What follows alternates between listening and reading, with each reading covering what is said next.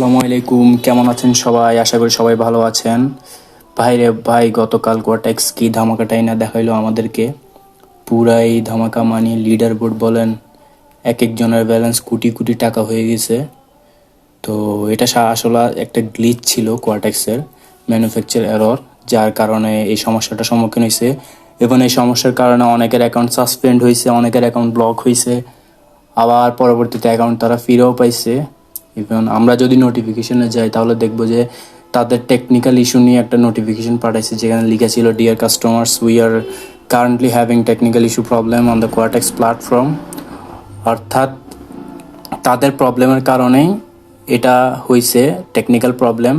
So যারা কোটি কোটি টাকা কামাই ফেলছে, কোটি কোটি ডলার কামাই ফেলছে, এগুলো সব কোয়াটেক্স কেটে নিবে, শুধুমাত্র মেইন ব্যালেন্সটা। অর্থাৎ ওই মুহূর্তের যতগুলো ট্রেড, যে ট্রেড করছে, সব ট্রেডগুলো ক্যান্সেল করা হবে ডিউ টু প্ল্যাটফর্ম আনএবিলিটি। সো আপনার এতক্ষণে তো সবকিছু ঠিক হয়ে গেছে।